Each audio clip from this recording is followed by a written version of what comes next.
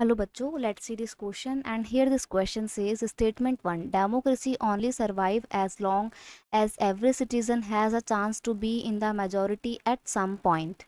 Statement 2 है democracy cannot reduce income inequality between different citizen. आपके option है both statement 1 and statement 2 are correct, both statement 1 and statement 2 are incorrect, statement 1 is correct and statement 2 is incorrect, and last option है statement 1 is incorrect and statement 2 is correct. देखिए, अगर हम बात करें statement 1 की, जिसमें बोला गया है कि डेमोक्रेसी तभी तक सर्वाइव कर सकती है जब एवरी सिटीजन कंट्री के पार्ट हो मेजोरिटी का। मेजोरिटी का मतलब यहाँ पे मेजोरिटी कम्युनिटी से नहीं है, मेजोरिटी से मतलब यहाँ पर यह है कि जब भी कोई डिसीजन लिया जा रहा है तो मेजोरिटी से अगर कोई डिसीजन लिया जा रहा है तो उस मेजोरिटी से लिए जाने वाले डिसीजन में मेजोरिटी ग्रुप में देश के सभी मेंबर शामिल हों, चाहे फिर वो माइनॉरिटी कम्युनिटी से क्यों ही ना आते हों। क्यों? क्योंकि majority always need to work with the minority so that government function to represent the general view. अब मान लो कि इंडिया की ही अगर हम बात करें, इंडिया में कोई एक कम्युनिटी मेजोरिटी में है और फिर वो सिर्फ अपने हिसाब से काम कर रही है, अपने हिसाब से गवर्नमेंट चला रही है, तो क्या वो एक जनरल व्यू को रिप्रेजेंट कर रही है? नहीं, वो सिर्फ मेजोरिटेरियन व्यू को रिप्रेजेंट कर रही है।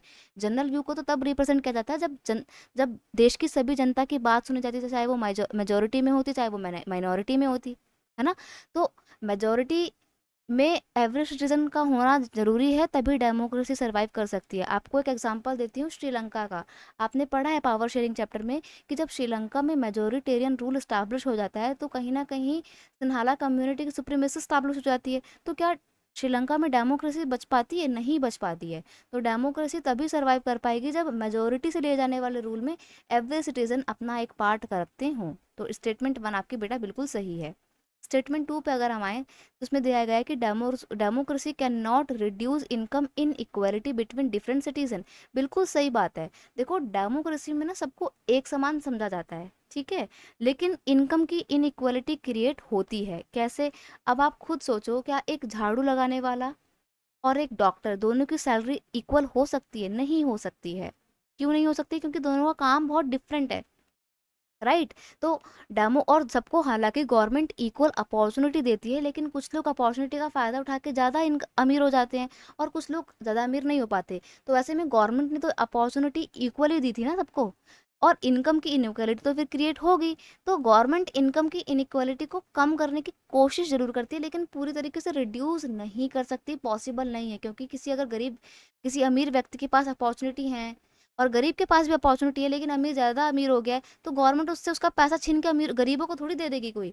हाँ, टैक्स लगाती है गवर्नमेंट अमीरों के ऊपर, वो बात मानती हूँ मैं आपकी, ठीक है, लेकिन फिर भी गवर्नमेंट अपॉर्चुनिटी अमीरों से छीन के गरीबों को नहीं दे सकती है, क्योंकि ऐसे में तो फिर गवर्नमेंट भेदभाव करेगी, और डेमोक्रेसी में भेदभाव करना बिल्कुल अलाउड नहीं है।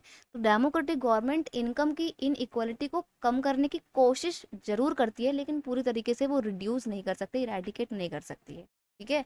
तो यहाँ पर आपका स्टेटमेंट 2 भी बिल्कुल सही है। That is why both statement 1 and statement 2 are correct. That is why option A आपका यहाँ पे सही आंसर है।